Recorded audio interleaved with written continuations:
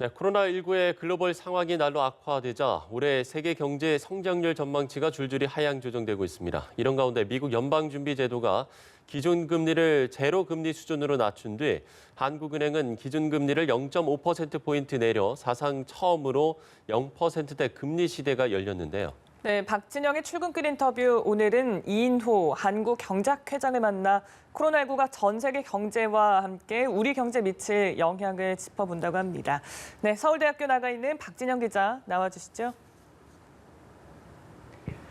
네, 박진영의 출근길 인터뷰. 오늘은 이인호 교수와 이야기 나눠보겠습니다. 안녕하십니까? 예, 안녕하세요. 네, 코로나19 때문에 경제에 미칠 영향에 대한 걱정이 좀 많아지고 있는데 현재 우리나라 경제는 어떻게 좀 보고 계시는지요? 매우 심각한 상태인 것 같습니다. 이번 경제 위기는 저희가 그동안 겪었던 어떤 외환 위기라든지 글로벌 금융 위기라든지 이런 경우보다 그 원인도 다르고 규모도 상당히 상이하기 때문에 그 대응이 상당히 어려운 것 같습니다. 특히나 그 원인이 되는 전염병의 확산이 아직도 중지가 되지 않았기 때문에 그 규모가 어디까지 커질지를 가늠하기가 어려운 매우 심각한 상태라고 생각이 됩니다. 네, 이제 정부 입장에서는 양적 완화, 금리나 카드를 쓸 수밖에 없는데 금리는 지금 0%대로 내려왔습니다.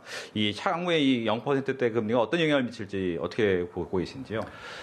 지금 이번 금융위기의 경우에 그 원인이 금융시장에서 시작이 되지 않았기 때문에 당분간은 금리 인하가 긍정적인 효과를 크게 가지기는 기대하기가 어려운 것 같습니다. 그렇지만 앞으로 저희가 이 위기를 수습하면서 경기가 회복이 된다면은 금리 인하를 추가적으로 하는 것이 경기 회복에도 도움이 될 수 있다고 생각합니다. 네.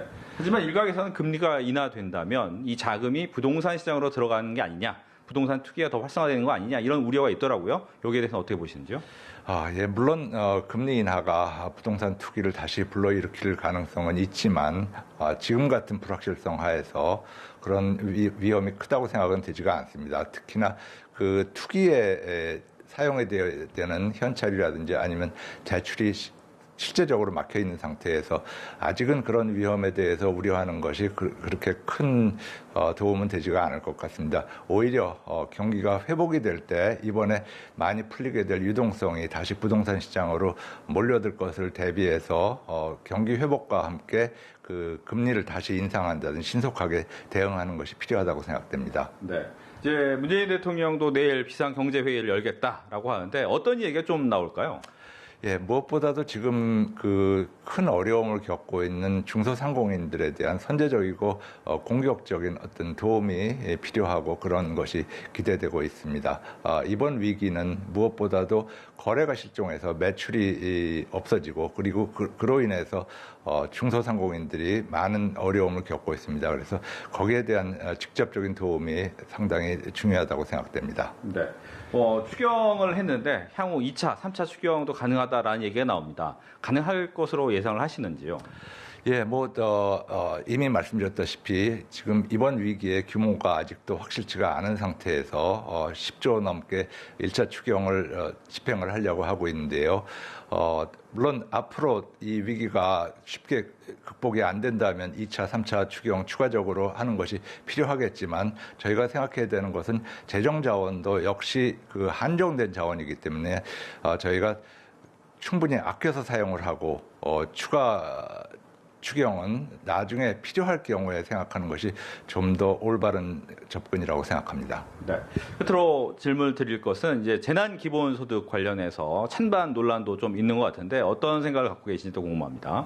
예, 저는 개인적으로 지금 단계에서 그 소비자들에게 현찰을 지원하는 것이 그 위기 극복에 큰 도움이 되리라고 생각하지 않습니다. 왜냐하면 이런 상태에서 현찰을 갖게 되면 소비자들은 바로 소비에 나서는 게 아니라 불확실성이 제거될 때까지 저축을 하려고 할 것입니다. 그렇기 때문에 지금 위험을 겪고 있는 중소상공인들은 바로 그 수요가 증가되는 것이 필요한데 그 수요가 바로 증가되지 않을 것이기 때문에 중소상공인들의 어려움은 당분간 지속이 될 것이라고 생각이 됩니다. 그래서 그런 방법보다는 직접적으로 중소상공인들에 대한 어떤 금융 지원과 여러 가지 그 도움을 주는 것이 올바른 방법이라고 생각합니다. 네, 오늘 바쁘신 함께 해주셔서 고맙습니다. 네, 감사합니다. 지금까지 박진영의 출근길 인터뷰였습니다.